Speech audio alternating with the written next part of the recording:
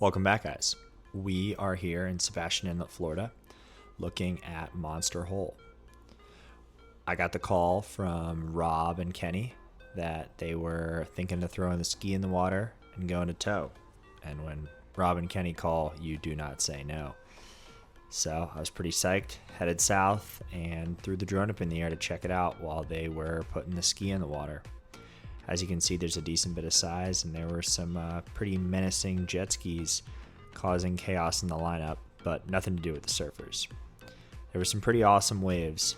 These waves were coming from Hurricane Gabrielle that was spinning quite a ways away. It was pretty impressive to see the carry of a high period swell like this. I believe we're looking at approximately 4 foot at 11 seconds. This is a satellite image of Gabrielle that was almost 1,200 miles away at the time. Crazy how the energy can travel through the ocean like that. But yeah, these skis were being pretty menacing to the surfers. The guys that were out here surfing, this is probably almost 3/4 of a mile offshore this shoal. And so they got to ride out on a boat, and their boat captain was talking to us, and he said that he reported those jet ski guys to the FWC. They were jumping only a couple feet from the surfers and causing chaos. So don't use your jet ski like that in the surf. But here we are, ripping out to the lineup. I'm on the Code 770R with the 80 centimeter mast, the short fuse, and the 150 AR tail. These are some prime 810X conditions, but I haven't gotten mine yet. UPS is being very challenging, but I am awaiting.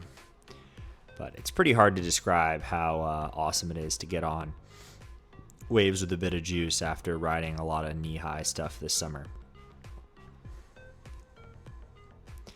The only way I can describe what it feels like to get on a nice rolly section on the inside here and just link some turns is feels a lot like a long, mellow snowboard run with like 6 to 8 inches of powder.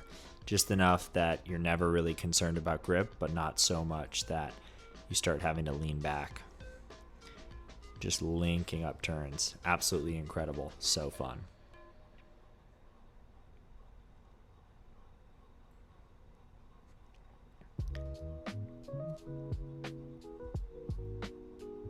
There was quite a bit of wildlife out on display.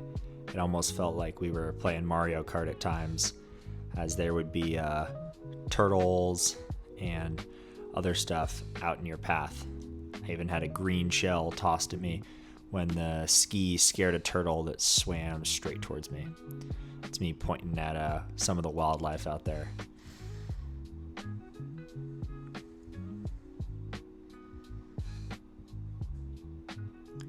Kenny killing it with the ski driving.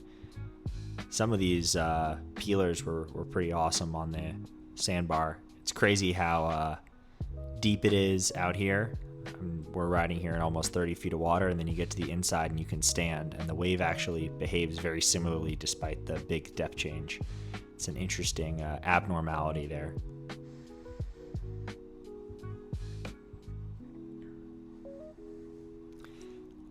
It was really good to have that 770 because I find I can turn the foil pretty well, but it still has a lot of that efficiency that was really useful in the sections where the wave went a little more mellow on the inside.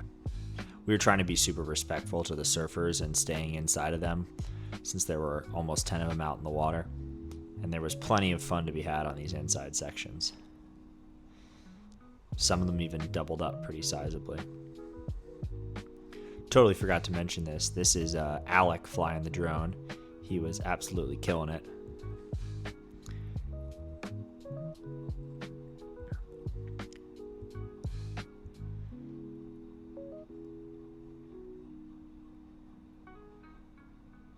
Here's Rob getting a whip from Kenny as well. I promise we did let Kenny ride. He just was riding in between batteries for Alec. Rob's riding his KT tow board and one of the smaller Nomads, I think. Pretty sure he's on a 700 something, but he was really properly ripping on it.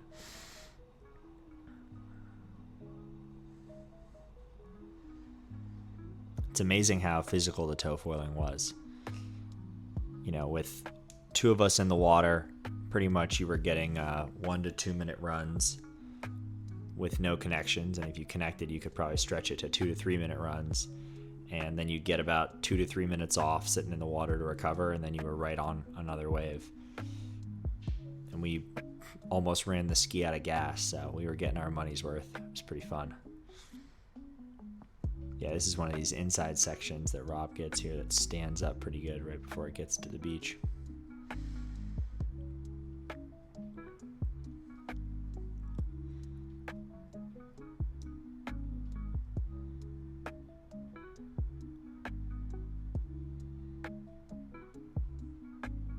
Alec just absolutely killing it with this drone footage.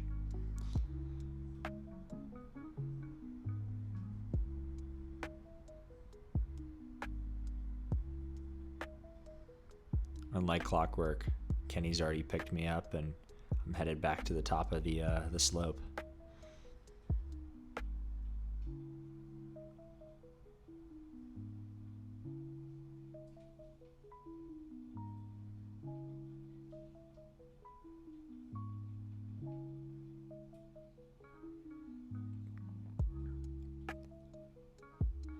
I've used a tow boogie several times and also gotten towed into lots of waves behind my Boston Whaler, but I've never actually been towed in with a jet ski before.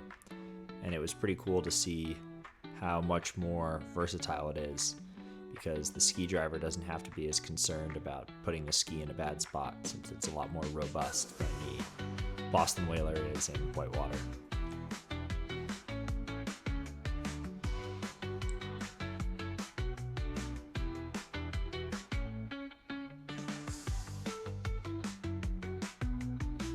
One of the challenges this day on the inside was the peaks were everywhere, but they were also constantly reforming. You could see that wave that looked like it was super stood up kind of mellowed out on me, and I ended up having to get on the one behind to find some traction.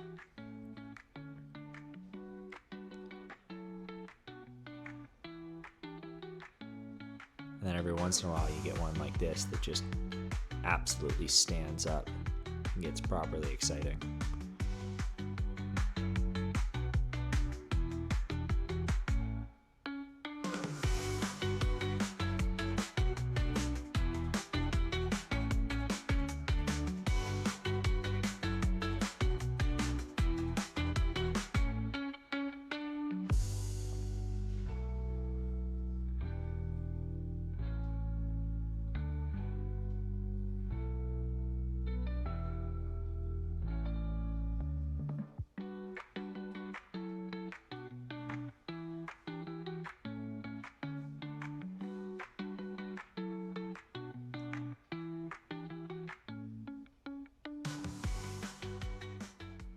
Trying to get some extra points for that dismount.